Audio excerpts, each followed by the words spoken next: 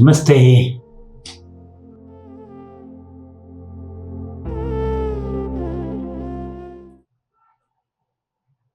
Namaste to all of you.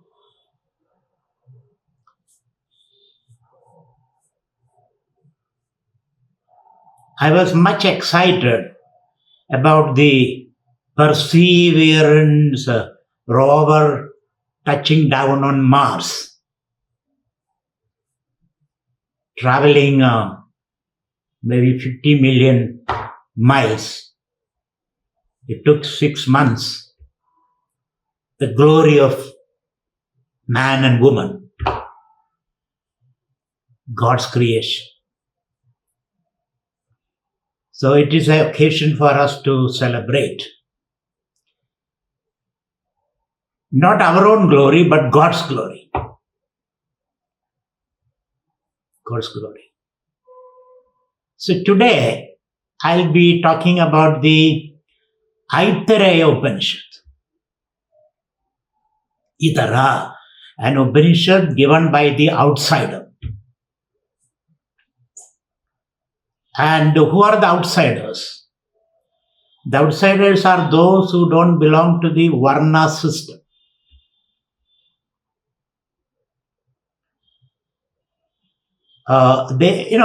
Like the artisans, painters, sculptors, potters, smiths, carpenters. They don't belong to this Varna system. They are independent people outside the Varna system. That is why I titled as the Upanishad of the outsider.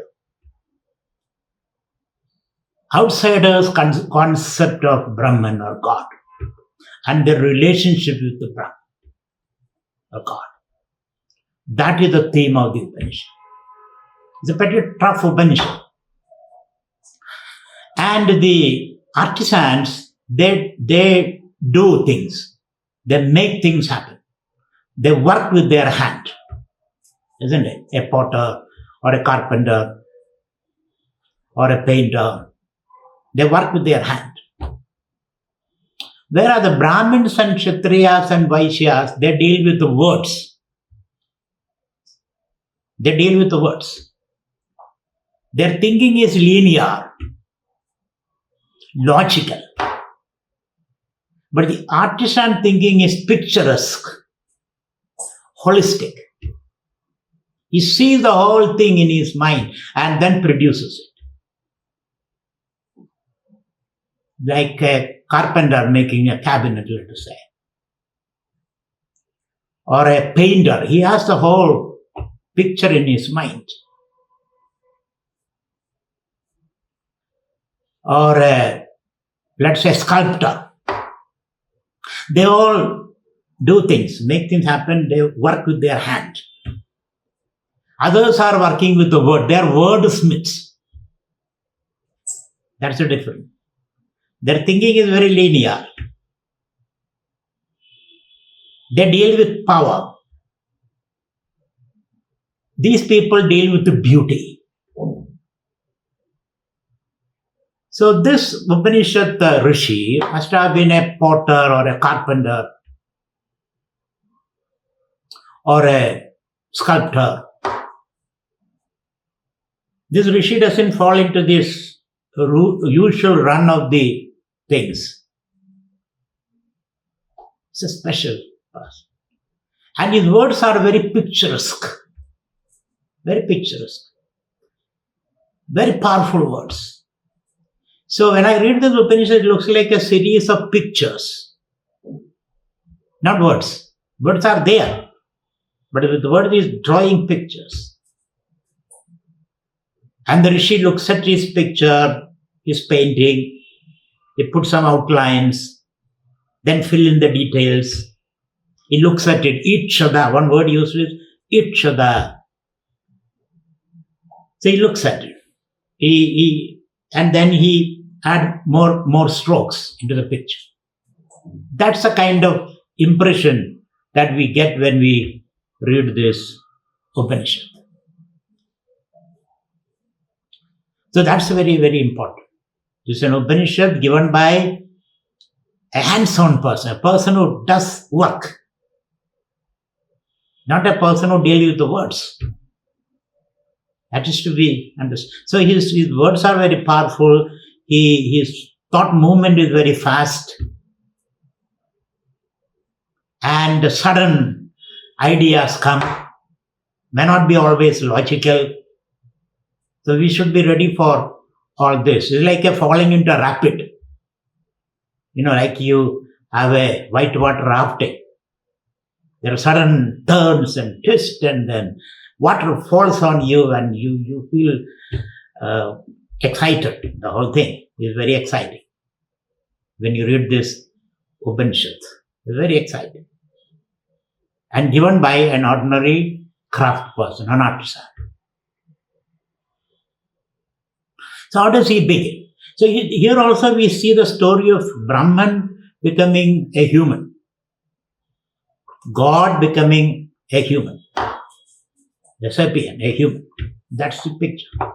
And through becoming a human, God realizes his or her own potential or possibilities. Like an actor. You take up a role, a particular role, and then he acts out and experiences himself or herself fully. That's the beauty of the Upanishad. So the Upanishad also the same story. Brahman becoming man or human or woman, a person. A principle becoming a person. So how does this Upanishad begin? This Upanishad is part of the Rig Veda. Rig Veda is a foundational Veda. The other two Vedas are only adaptations of the Rig Veda. And the fourth Veda, Atharvana Veda, is something different, a class apart. So this Upanishad belongs to the Rig Veda. Must be one of the oldest Upanishads because mostly it is in prose order. So you would consider it a very old Upanishad. And so how does this Upanishad begin? So this Upanishad also got a dhyana sloka. Since it belongs to the Rig Veda, the dhyana sloka is slightly different. So I chant the dhyana sloka and then they will begin the Upanishad. Because the dhyana sloka prepares our mind to reflect upon the Upanishad. Om Vam Me Manasi Pradisthita Mano Me Vaji Pradishthitam Aviravirma Ethi Vedasya Ma'ani Istha Sudam Me Ma Prahasi Anena Dhitena Horatran Sandadhami Rudam Vadishyami Satyam Vadishyami Tannamavadu Tatvaktaramavadu Avatu Mam Avatu Vaktaramavadu Vaktaram Om Shanti Shanti Shanti. So dhyana sloka says, Vam me manasi pratishtita. Let my words spring from my heart. It's not just from the lips. Let my words spring from the core of my being. And let my being be behind every word that I utter. I must pour myself through these words. Vam me manasi pratishtita. Mano me vaji pratishtitam aviravirma edi. May the light of consciousness lead my path. Avi means light. Aviravirma edi. Vedasya ma'ani staha. Let all my values, my whole life, be rooted in the Vedic vision. Vedasya ma'anista shrudam me ma prahasi. In my excitement, let me not forget whatever I have learned from the Veda and from my ancestors. In my excitement, I am forgetting and behave like a monkey. So let that not happen, he says. Let all these words guide my deeds and thoughts and words. Vedasya ma'ani staha sudam me ma prahasi. Whatever I have learned from my parents, my gurus, from the scriptures, not leave me. Let it go deep into me. Sudam me ma prahasi anenadi denaho ratran sandadhami. Whatever I have studied, let this study protect me. Stay with me and protect me and lead me. Because I can be occasionally very impulsive and do foolish things and then regret later. I'm sorry, I never meant it. But you did it. Now you have to face the consequences. Whether you know it or not. Whether you know it or not, if you put your finger in fire, it will hurt you. You cannot say, I never knew it. But you better know it now at least. Again, you do the same thing. So let this knowledge go deep into me so that it modulates my behavior, my actions, my words. Sudam me ma prahasi anenadi dena horatran sandadhami rhythm vadishyami. I will live according to the rhythm of the world. The world has got a certain rhythm, certain beauty. And I will step into that. I will live according to that. That's my commitment. Satyam vadishyami. And I will always be honest. Satya means a certain alignment between your words and thoughts and intentions and all that. Satyam vadishyami tanmam avadhu. So let this Brahman protect me. Avadhu. Not only me, my preceptor also, my guru. Tanmam avadhu. Tad vaktaram avadhu. Vaktara means preceptor, guru. Avadhu mam. Avadhu vaktaram. Avadhu vaktaram. Twice. You protect my guru, even if you don't protect me, I can take care of myself. But protect my guru, he says. Twice it is said. Avadhu vaktaram. Avadhu vaktaram. Om Shanti. Shanti. Shanti. Peace be. Peace be. Peace be. Shanti and Kranti, there are two words. Kranti means revolution, chaos, confusion, pandemonium.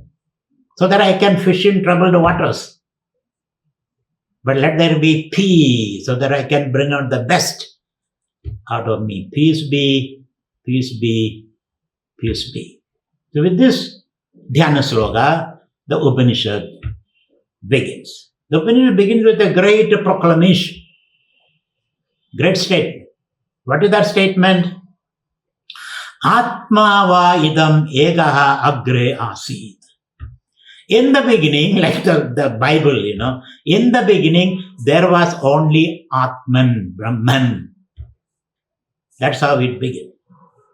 In the beginning, Atma va are idam eva agre asid. In the beginning. When there was no time or space or manifold things in the beginning. Your thoughts almost dry up. As you think, your thought almost dry up there. You cannot reach there. In the beginning, there was, the modern science, a point of singularity, where everything collapsed. In the beginning, there was only Atman. So the Atman, that word indicates it's something very close to yourself. If you go into the deep meditation, you will understand that. Not by a rational project.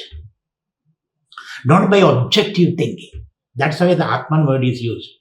Brahman word is used in the Upanishad, but here this Upanishad uses the word Atman. Atman means Pratyeka Atman, something very deep. You will realize it only in deep contemplation and meditation by dropping deeply into that center.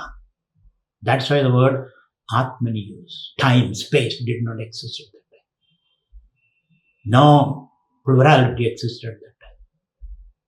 So Atmava Are, so think of that. Meditate on that. In the beginning, you are in search of your roots, your original home, from where you started. In the beginning, there was Atmava idam ega eva agre asida. Very inspiring thought. Nanyat pinchana mishada. Nothing else blinked, he said.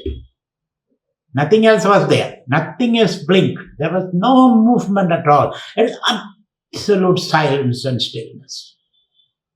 Think of that. Reflect on that. Absolute silence and stillness. Nanyat kinchana mishada. Then it opened eyes. It shada, it saw, it shada, it thought. Something happened. In the beginning, everything was still and silent, and no division, no confusion, no conflict, no movement. And then suddenly it blinked. So it shada. He became self-conscious. It shada. When? What? Who? Can you think of that? When? What? Who? The thoughts are there. There is no when, what and who at that time. When, what and who, time, space, everything is there, collapsed into that. In the Bhagavad, there is a beautiful sloga. Kararavindena padaravindam mukharavinde viniveshayandam. Vadasya patrasya pudeshayanam balam mugundam manasasmarami. In the beginning, Lord Krishna, little baby, in a fetal state, with his little toe put into his mouth, with his little thumb, in a fetal state, he lied on a peepal leaf. These are all imageries. These are all picturesque imageries. And he was floating in the cosmic waters. Then from there, everything manifested. So in the beginning, there's a very interesting thought. So in Mishada, then suddenly he blinked. This reality blinked. So some movement happens there. A spanda, as they said. A vikalpa happens. Like a big bang, There's something like a big bang happens there. Each other. Let me play, he thought. Let me play. Let me create a field for my play. So he has to create a field, isn't it? If you want to play, you have to create something. You can build a business or a hospital or a school or a whatever for your own play. Or an ashram for your play. Isn't it? You build something. So he said, let me play, because he was full of this energy. When you become conscious, then you become conscious of your energy, your potentiality, your possibilities. When a doctor sleeps, he does not know anything. But when he wakes up, oh, I am a doctor. So similarly, in this stage, he wanted to play Leela. For that, he has to create a field. And he created 4 things, it seems. So here creation, we have to understand, it's an emanation. It is something which is involved is to be evolved. Something which is already there. It is only projecting that. That is what creation is. It's not something outside this entity. He projected for himself, for display. But 4 things he projected, 4 elements you can say, or 4 levels of things he projected. What are the things he projected? Amba, Mariji, Maram, Apaha. These are the words used in the Upanishad. Amba, Mariji, Maram, Apaha. And different people explain it differently, because the Vedic words are very esoteric words. And a lot of acharyas try to understand what exactly the Rishi meant by this. Did he mean a field? Did he mean an elements? Is it a wave function or a quantum function? Sometimes it's very difficult to say whether the photon is a wave or a quantum. So similarly, some people say created 4 fields. And these 4 fields are the higher, the middle, the lower, and the subterranean. The higher, the middle, the lower, and the subterranean. Or some people say these words mean air, fire, water, earth. This we are comfortable. Air, fire, water, earth. So these 4 things he created. So this is what he did, the first emanation. So this emanation theory in Vedanta we call it Vivartavada. Vivartavada means without undergoing any fundamental change, Brahman appeared all this. That is a very technical word. Without undergoing any change, because Purnamada, Purnamidam. Purnamada, Purnamidam. He created these 4 things. So you can understand it as 4 field or 4 elements. It is for his own play. Then he thought, what will I do with this? I created this. You bought the cement and steel and then sand and then water. Now what will you do with that? What will you do with that? You put them together into a house or a structure, isn't it? Simply these elements is not going to help you. So therefore, again he reflected. What is the next step? I brought all this. What is the next step? I'm giving you some human examples. Just to make you think. So what will I do with this? I have to build a house. I have to build something out of this. So he again he reflects, like a painter. He put a broad stroke, then he moves backward, then he looks into that. Okay, let me put an eye here, or a nose here, or a lip here, like that. Aichada again. Then he put all of them together into an egg form, a Purusha, he says. Put all of them together. Mixed all of them together. Like a potter. This man could have been a potter also. Take mud, put some water, and then make a dough out of that. Then he can put on the wheel and make a pot and all that. Burn it and all that. So, he took all the 4 things. You have to be with me. It is just a story. A very interesting story. How God is playing with the things. And so that you also can play. Because ultimately God will say, you are me. That is going to come. So you also can play with the life. You can also create your own field. You can also create your own people. And you can play. Isn't it? When you build an organization, that is what you do. You conceive an organization, a product, and then invite people, train them, put them into various positions and give them a job description and do that. If you don't do it, I'll throw you out and all that. That's how you create things.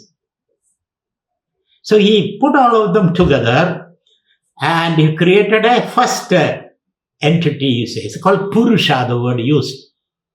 The Purusha. Because the Upanishad rishis conceive the whole universe in the form of a human. The human being. Not just a machine. It's a human. It's a living entity. Not like a machine which you can pull apart and fix and all that. So he put all of them and created a Purusha or an egg, let us say. Everything together. Water, earth, air, fire, everything together. He created an entity. A cosmic prototype, I should say. A cosmic prototype of sapient prototype. A cosmic. And from there you can make many other things. So this cosmic prototype, cosmic person, you can say, is why is a person is not a machine. That's why it's called a pulse, cosmic machine or cosmic pulse. Now he again looked at that. Abhidyayana, wonderful. I create a wonderful thing out of myself. Then he looked at that. Then this egg started showing some movement just by looking at that. Like a chick growing in an egg. When the hen sits on the egg slowly becomes a chick, a beam, wings, feathers, legs, and eyes, nose, etc. comes. By this abhidhyanam, Brahman or Atman, abhidhyanam, looked at. So it's a self-reflection. Looked at that. And then what happened? They say this Purusha divided himself into Adhishtanam, Indriya and Devatas. More complexity comes into this Purusha. What are the complexity? 8 Adhishtanas, 8 places, 8 positions arise in this Purusha. Adhishtanam or Golaka, they say. Okay, let me give you an example of our human being. A human being, you have indriyas. Indriyas means sense organs.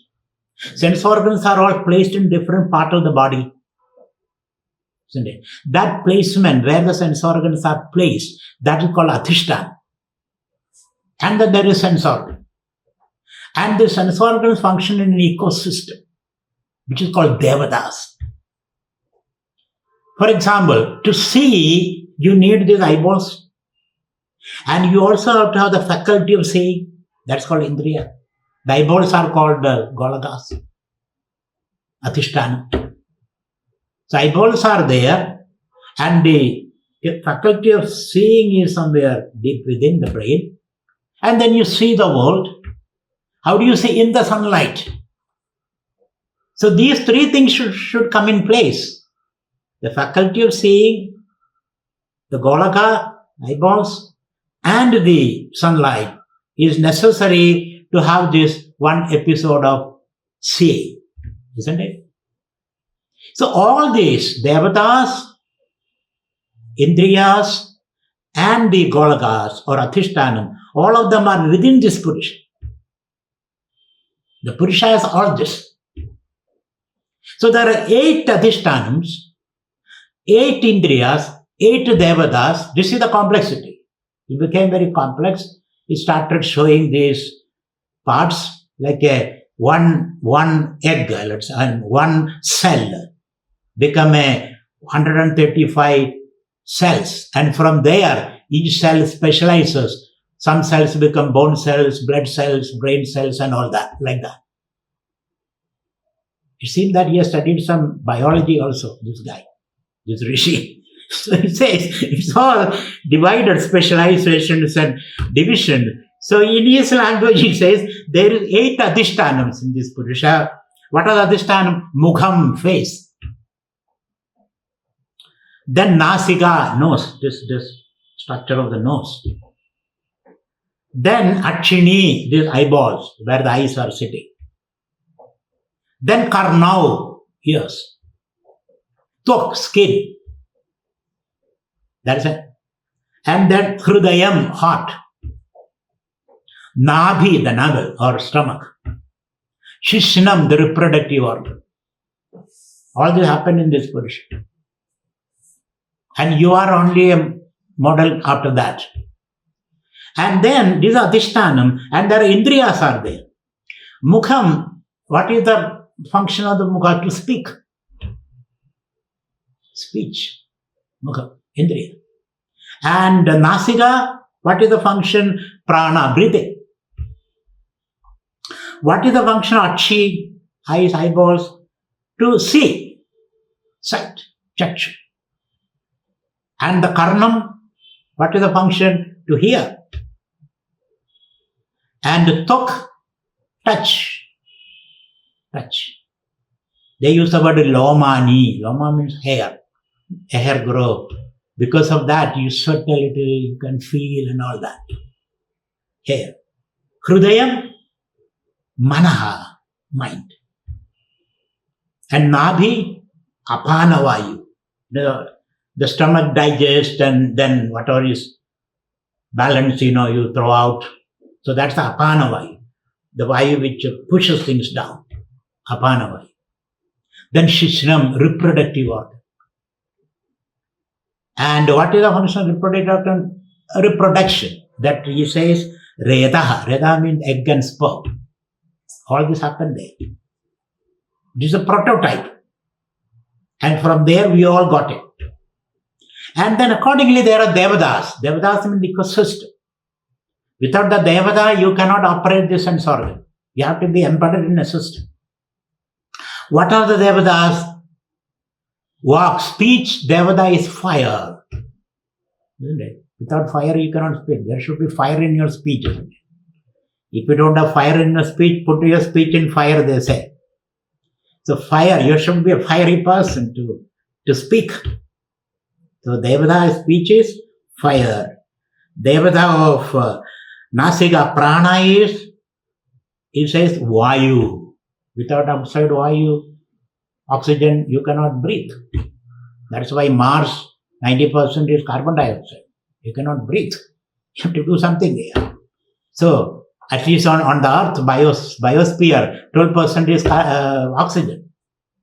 So, air is necessary to breathe. Prana, vayu is the devata. Chakshu, the devata is aditya.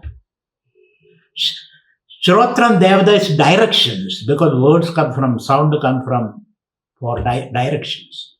Dik. Dik is a Sanskrit word. Disha. And tuk, oshadi vanaspadaya uses. The whole forest, plants and herbs and all that is helping you to feel things. Touch. Oshadi vanaspadaya. Hrudayam manaha. Who is the devata of manaha? Chandrama, the moon. Full moon day, we all go crazy, isn't it? Full moon day, we go crazy. And new moon day, all are quiet. So moon has got some, that's why lunatic, the word comes from moon. He has gone, he became a lunatic because the moon is not in the right place. So the moon is the god, devata of the mind. And apana means excretion. Devata is mrityu, death. Because what you excrete is a dead things, useless things. And shishnam, reproductive organ, devata is apaha, water. Because the fetus floats in water. Brain floats in water. A little bit of fluid is necessary. So this is the devatas, Indriyas, Adhishtanam, all within this cosmic pulse. Because he is the prototype. Look at the very picture. He is a carpenter or a potter, so he creates these pictures for us. Then, what did he do? He threw this thing into Mahadi Arnave, the sea of change, he says. He introduced the factor of change into the whole thing. Dynamism. Now we are dynamic. We are in the sea of change. We have to swim in the sea of change and struggle and fight for survival. The sea of change. The idea of change brought into. The word used is Arnava. Mahadi Arnave. He pushed into Mahadi Arnave. So we have already seen in the beginning, he created water and fire and all that. He pushed into this. And imagine yourself, if you are somebody pushes you into a swimming pool, if you don't know swimming, what will you do? You will be gasping for breath, isn't it? So this Purusha was pushed into. So we understand the Atman is always above. He creates something but still above. Similarly, you create something, you are still above, isn't it? I make a house, I am still above the house. I build an organization, I am above the organization. Similarly. So you push this into a sea of change. So this phenomenon of change was introduced.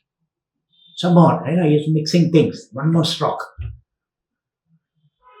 Then not only that, he also introduced ashanaya pibase, hunger and thirst. His being became hunger and thirst, meaning desire. Desire was introduced. So desire per se is not a bad thing. Desire, if it is to express your potential, your happiness, your beatitude, that desire is a good thing. It is only a desire which is self-aggrandizing, coming from your inner wretchedness. That is what is bad. The desire to help humanity, desire to send a man on the moon, desire to send a rover on the Mars. These are all good things. Or desire to help someone. It's a good thing. Because through that desire, you are exploring and expressing your potential. So desire was created. Also, change was created. These were two potentially difficult things, change and desire. And if there is no change, there is no desire, isn't it?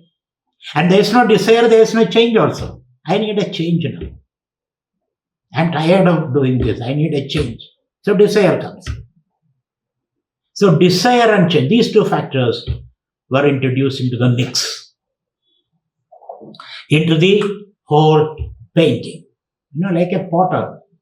He burns a pot and then puts this little details into that. Or a painter. He puts all these details. Desire and change was put in. Then this Purusha said, now I have to enjoy. I have to play. For playing, I need a small field. Haven't you seen some people on a big pillar and on top a small platform and they are dancing on that platform? So now I need, this cosmic person said, I need a small place to sit and enjoy. I need an office to sit and enjoy. The cook says, I need a kitchen to cook.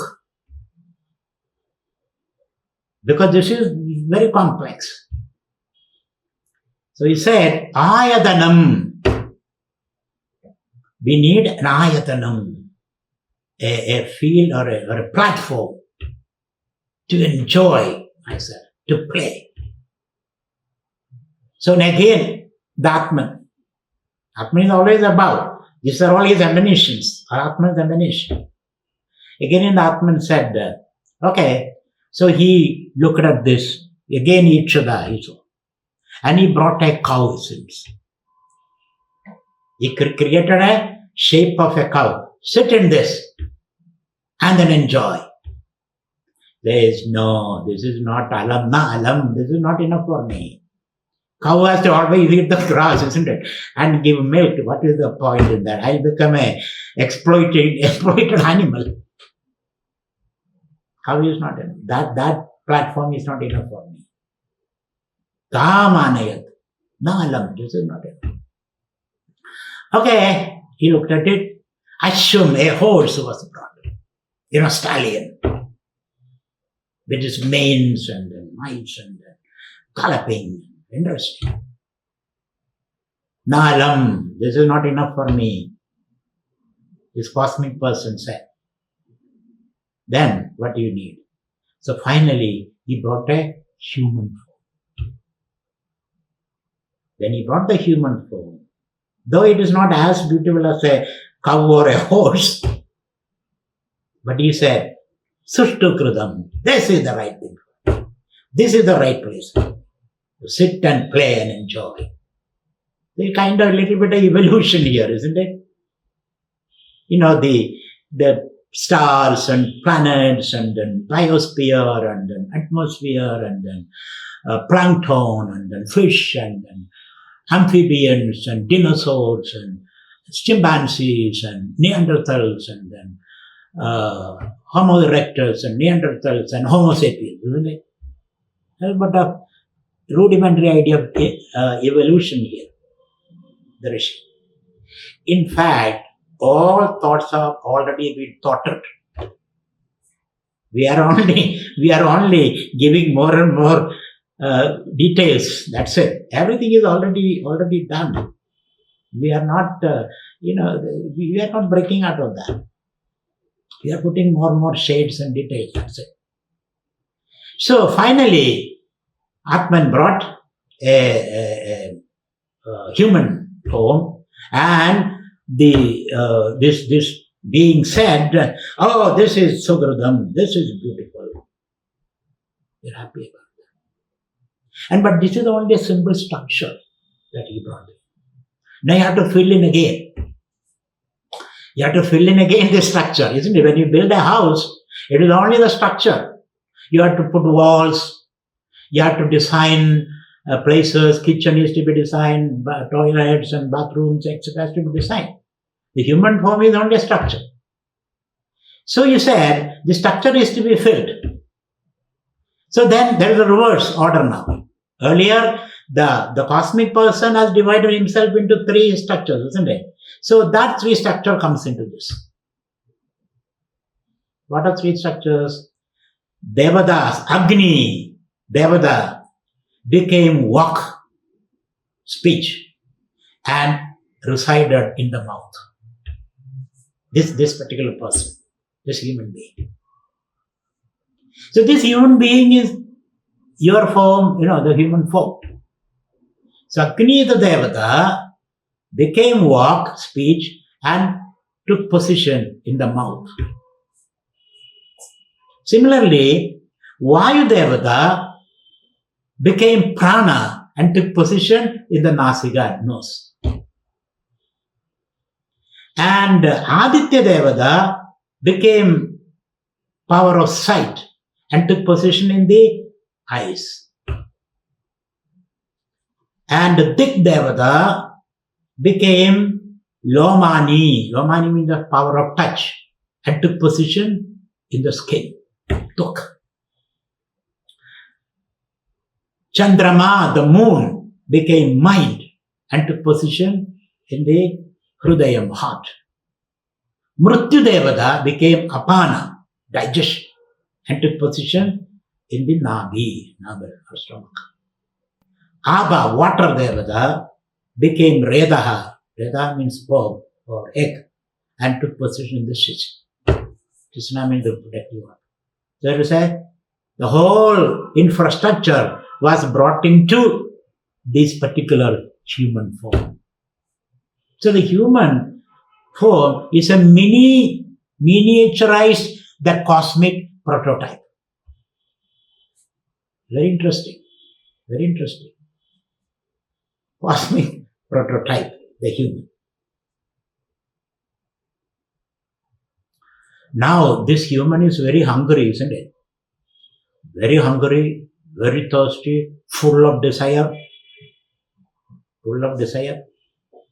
And when you are thirsty, hungry, full of desire, what do you need? You need something to eat. You have something to embrace. You need something to fight with. You have something to interact. So he wanted something to eat. Annam. We said, give me food. This is a, carpenter's way of describing the whole thing. It's not a philosopher's way of describing. The carpenter or potter describing how the whole thing happened. He said, I need food. Otherwise, I am going to eat you up. Some food is to be given. Some work is to be given. So again, the Atman, each other. What about it? So you have the raw material sitting there. What are the raw material?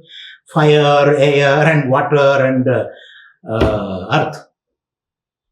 Out of that, he created food for this being. Food means all kind of things which you can experience. But food, annam. Annam means adyade idi annam, which can be eaten, which can be enjoyed. He created food from the same thing by a ichnam. Now food is there, isn't it? Everything is there. When food is there on the table, what will you do? What will you do? You are very hungry. You are not eaten for 7 days. And the food is there. Nobody has to teach you. When the food is there, nobody has to eat the food, take the food. Like a calf. When the calf, you don't have to force a calf to drink the milk. It will go and naturally go. It is put into the car, naturally go and suck take out the milk from the cow's udder. Similarly, when food is there, when you are hungry, I don't have to force you, okay, eat it. Not necessary. There is interaction. Very interestingly, the Rishi says, you don't know how to eat this food. The food is there, but how to eat it? Sometimes in a hurry, you put food in your nose, in your eyes. Isn't it? You don't know. Have you seen some people eating? You don't know through which orifice he is eating. Is it the nose or the mouth or the eyes? It is all over the face. And not only on the face, if children, it is on the body also. So this, in a very, this person, this human, in a very awkward way, he started grabbing the food. First, the walk, the speech ran behind the food. Like a cat running behind the rat or a mouse. So when the mouse sees the cat, what will the mouse do? Mouse will run. That predator and prey game. So when the walk tried to catch, the speech tried to catch the food ran away. Adhijinkhasa, these ran away. The speech cannot run.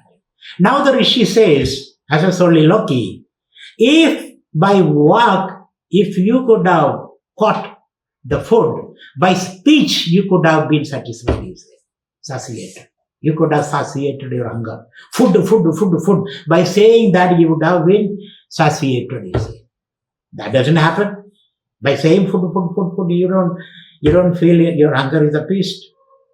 So the speech tried to catch it, couldn't catch it. Then he said the prana, the nose, tried to catch it.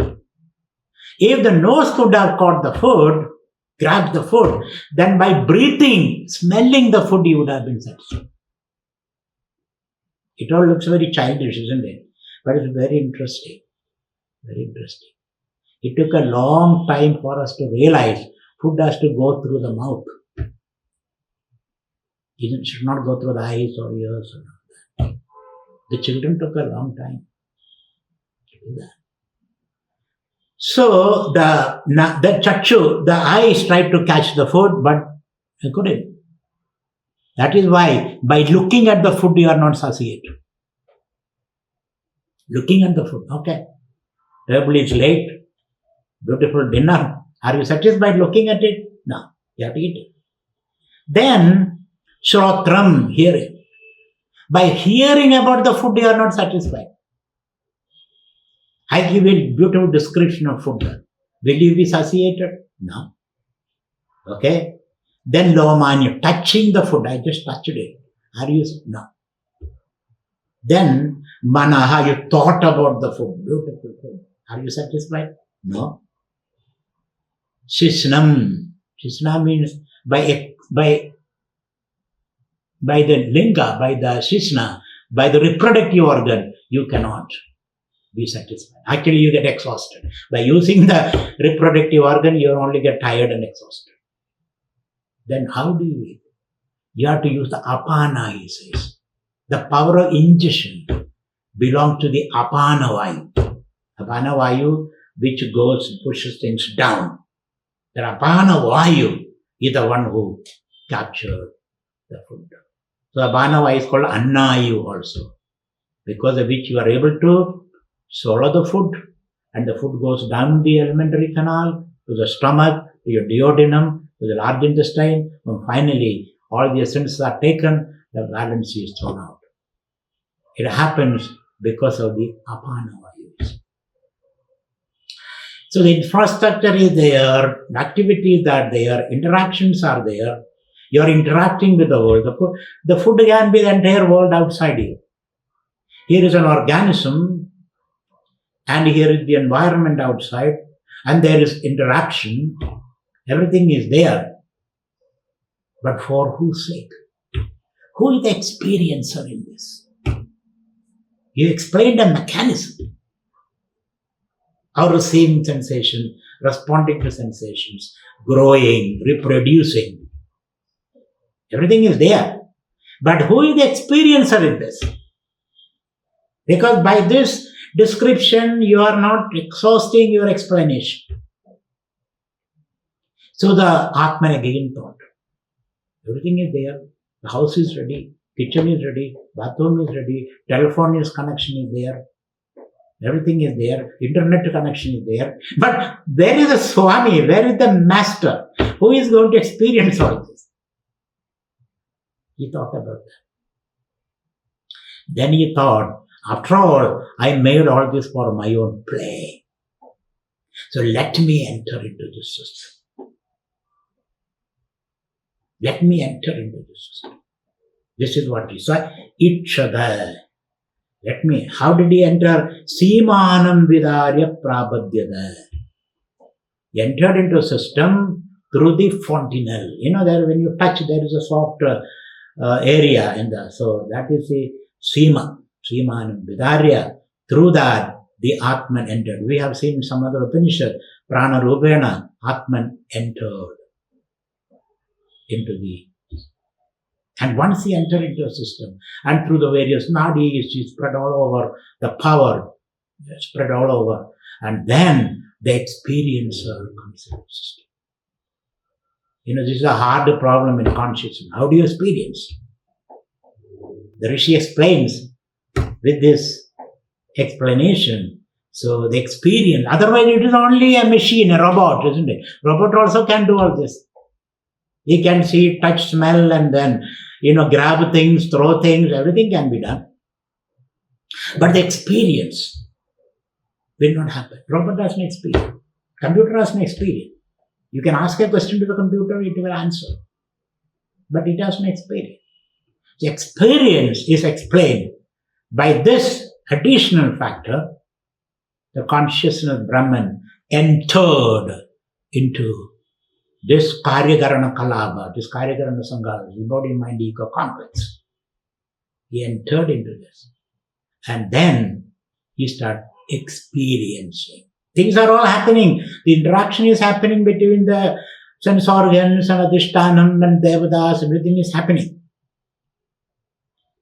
And he entered into that and witnessing the whole thing, enjoying the whole thing. And that entry, that person is you. Me, as a speaker, as a listener, as a thinker, as a doer. And so all these are happening in the body, mind, ego plane in interaction with the world. But the last entry of the Jivatma, Simanam Vidarya Prabhadyada, entered into that. So now who are you, sir? Who are you?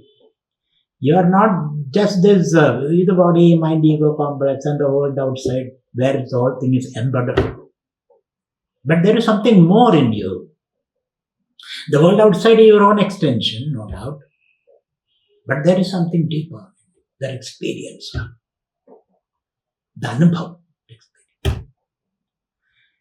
So, having entered into the body, he says, Tasya traya avasadha.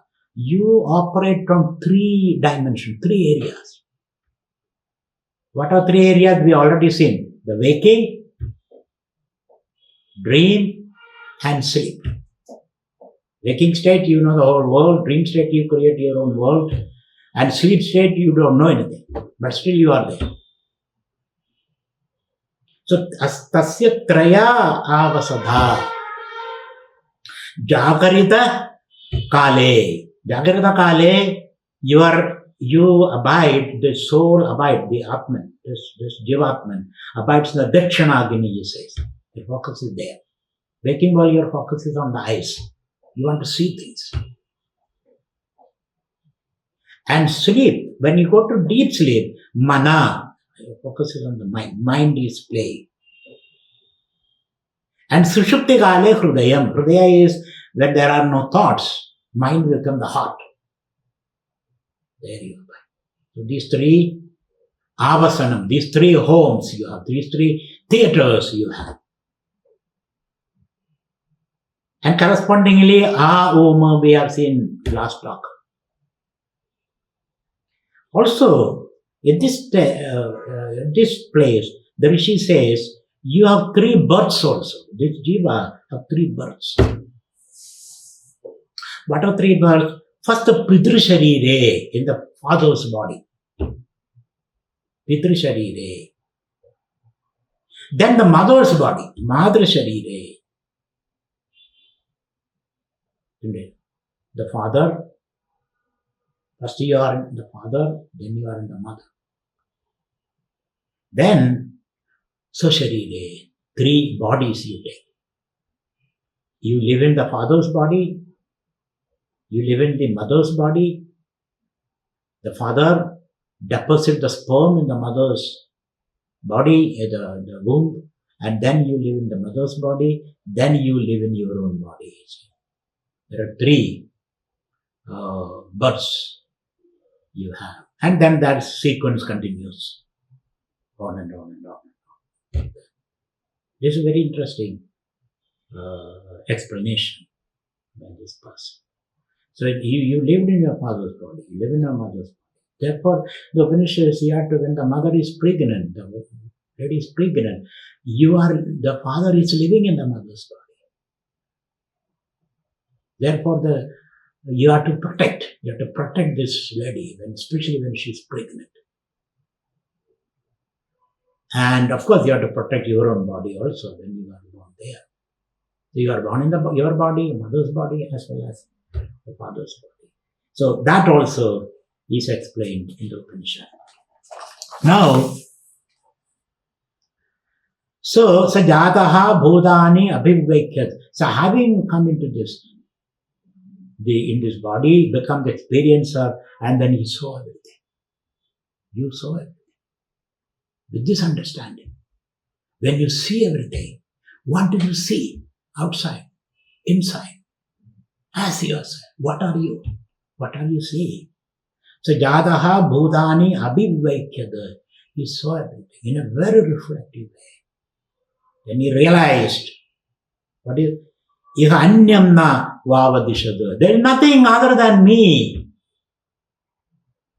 Nothing other than me. I was in the beginning, I was in the middle, I am now, I see everything in my own extension, I am me and whatever I see. Like in Jewish tradition they say, Yeheva means I am what I am. I am what I am. There is only I, there is nothing else. That vision he gets. So he looked around, Abhivyakya. So what is the message he is giving? The message he is giving is, there is no other. We all are one. We are a part of the same fabric. It creates a lot of love in your heart. A desire to love and share and sacrifice. Those noble values arise in you. There's nobody out there trying to eat you up, to control you. So you become a loving person rather than a dominating person. You want to engage in a conversation. Listen, so that you will be listened to. A whole lot of values come out of that. You see, you are looking for values, ethics, and beauty and all that. All these values will come only by having this vision. Otherwise, those values are all hypocritical. It is for others, not for you. Be honest. Who has to be honest? Your children has to be honest, your wife has to be honest, your servant has to be honest. What about you? I can be dishonest, isn't it? So values are all for the other, not for you. Because it doesn't spring from your being. So value of love, sharing, caring, sacrificing, and growing in the process, enjoying the whole thing. is possible only when you have this vision. So it's a way of giving you that vision, and everything is one, everything is the same thing, expressing in manifold ways. So he anyam navavadish, there's nothing other than me. It's all my own sparks, my own extension, my own spirit. Sa etameva purusham brahma tadam apashyada. He saw the same reality spread everywhere, the same light spread everywhere, in different frequencies. That's all what is there. Otherwise, it is the same thing. And this he says, Rishi Vamadevaha Garbhe no Vedam. Rishi Vamadeva, one of the rishis, when he was in the mother's body, he realized this truth. So he came out as a born jnani. He came out. Some people are like that. The very birth itself, they are jnanis.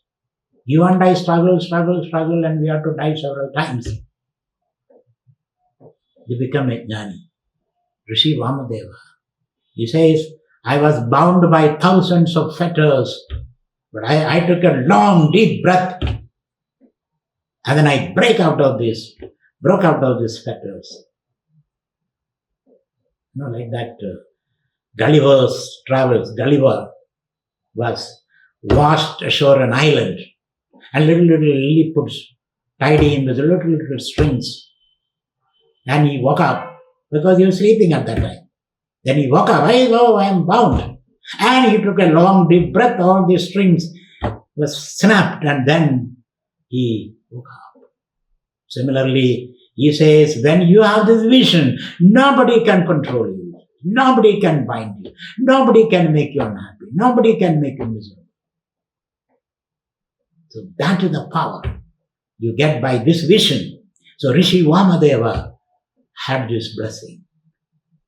And finally, you understand whatever is there, inside, outside, psychological, physical, before, later, all those things. Jangamam, Stavaram, Sarvadaha, Prajna Netram.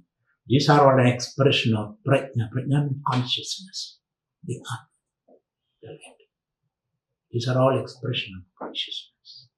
Prajnane Pratishtidam. Everything coming from consciousness. Prajnanetro Pratishtida. Everything is established in Prajna Pratishtha. Therefore, the Mahavakya, the great statement, the Rishi concludes this enquiry with a great statement, Prajnanam Brahma. Brahman is meaning I am pure, timeless, blissful consciousness. This is what means. The rest are all my play. This is the Rishi. This is the Prajnanam Brahma is a Mahavakya. It's a great statement. Like Tatvamasi or I am Atma Brahma, Aham Brahmasmi. This is a great Mahavakya. Prajnanam Brahma. That is how the Rishi concludes. And once you have this, the Rishi's promises, Sarvan Kaman Aptva Amrudaha Samabhava. You would have fulfilled all your desires. There's no more desire in you. You are so blissful and happy. There's nobody to fight with you now. Sarvan Kaman Samabhava. After all, the mother of all desires is to be a complete and happy person. Now you are that. Therefore, all desires are fulfilled, and Amrudaha Samabhavata. You reclaim your immortality, you say. Meaning, there is no more fear of death. That's immortality. There is no more fear of death. You overcome death. With that promise, the Upanishad concludes. So thank you very much. These are all very interesting Upanishads. You can pick up a book and read and read and read and read. Your whole life you have to read this. It's not like a novel, you buy in the railway station, read it and throw it away and forget it. This is something which you have to read again and again and again and again and again. Because Rishi is trying to explain things from many angles, in many ways, to make you feel less, to make you happy. That is a soteriological project. Why the Rishi says all this? It is not to dump all these words into your brain. The Rishi's objective is to make you a free, happy person. So you feel very light. That's the purpose. That is what you should do. So with this, the AITAREYA Upanishad, the Upanishad of the one who works with his hand. With his hand. Not with words. A Brahmin, if you speak, he will give you a lot of words. Blah, blah, blah, I told you. A Kshatriya also by words, he is trying to control you. A Vaishya also by sweet words, he will try to sell his product. Even a Shudra, using words, he is trying to claim things. But this guy is comfortable with himself. His own loom, his own canvas, or his own material, and he's working on that. He's a hands-on person. That's why this Upanishad is totally different from other Upanishads. So the next Upanishad is called AITAREYA Upanishad. The Upanishad taught by the birds, Tittiri birds. AITAREYA Upanishad. And this Upanishad gives you the classical Panchakosha Viveka. Five sheets. And how do you undress yourself and realize your real nature. The naked truth is revealed in this AITAREYA Upanishad. So we'll see you next week, Saturday. And thank you very much.